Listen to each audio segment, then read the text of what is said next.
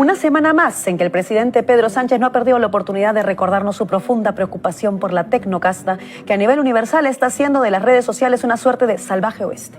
No le falta razón, sin duda, pero a uno le preocupa que un presidente que tiene a su mano el BOE no sea capaz de algo más que de articular un buen mensaje comunicativo, como si fuera un tertuliano. Se alarma el presidente por los multimillonarios que mandan, y tiene razón en alarmarse, pero luego una mira en casa y la cosa, cuando menos, genera desconcierto.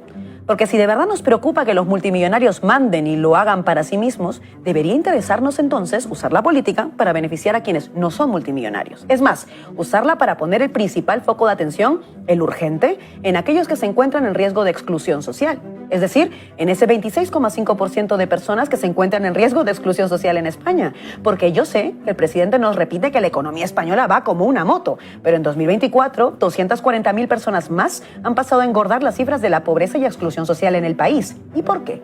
Por el encarecimiento de la vida en general. Basta con mirar lo que ahora te cuesta pagar un alquiler para notar por qué, pese a que nos piden celebrar las cifras de crecimiento económico españolas, algunas no queramos ni sonreír ni aplaudir. Pero también nos dicen que las cifras del paro en España son históricamente bajas, y es verdad que se reducen, pero del mismo modo aumentan las personas que con trabajo se encuentran en situación de pobreza. Yo lo advertí a Oxfam hace unos meses. Casi 3 millones de trabajadores en España se encuentran en situación de pobreza. Qué raro, ¿no? ¿Cómo puede ser? A lo mejor tendrá que ver nuevamente con el encarecimiento de la vida, en especial con que, repito, porque a veces ser cansina es bueno, es imposible garantizarse un techo sin dejarse casi el salario entero del mes en ello. El problema de leer las cifras como porcentajes aislados de su representación concreta en las vidas que describen es que una podría creerse eso de que la economía española va como una moto. Pero cualquiera que es clase trabajadora, que ve cómo aumentan los precios y que sabe lo que cuesta un alquiler, le da a estas cifras más realismo. Y por eso, en lugar de creerle al optimista presidente, exigimos medidas que hagan que su optimismo no sea falaz. Esta semana, la encuesta de 40DB sobre vivienda deja 3 mensajes claros. Más del 60% de españoles está a favor de limitar el número de viviendas que una persona puede tener. La mitad de estos cree que este límite se debería establecer en 1 o 2 viviendas. Más del 61% de los ciudadanos considera que el gobierno debería prohibir la compra de vivienda con fines especulativos. Pero ojo, señor presidente, el problema no son quienes compran no siendo residentes de la Unión Europea, porque el grueso de los compradores son europeos.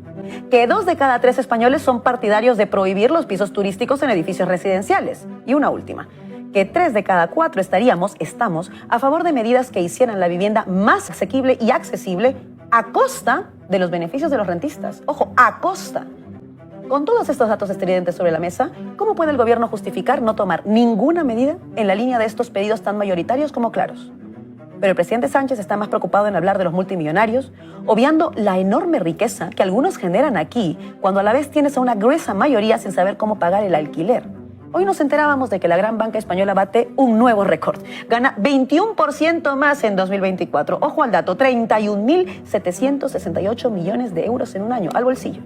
Y nos enteramos de esto al día siguiente de que sabemos que casi 5.000 familias han sido afectadas porque la Seguridad Social, es decir, este gobierno, ha suspendido cautelarmente el ingreso mínimo vital por ineficiencia en la gestión. Casi 5.000 familias que necesitan ese ingreso para pagar la comida y la casa se han visto desamparadas y por tanto desesperadas, porque en este país, cuando la burocracia se atasca, en lugar de por defecto seguir apoyando a todas las familias y luego resolver caso por caso si hubiera algún incidente, por defecto las afectan a todas, y que luego vean cómo hacen para sobrevivir el mes de enero, justo en el mes de Reyes, justo después de Navidades. La banca se embolsa cifras históricas y casi 5.000 familias no tienen cómo comer. Pero oiga, todo va genial.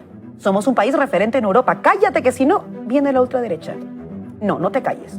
La cosa no está como para ser pasivos. Ser de izquierdas no supone aceptar los chantajes de quienes han asumido la sumisión al PSOE por miedo.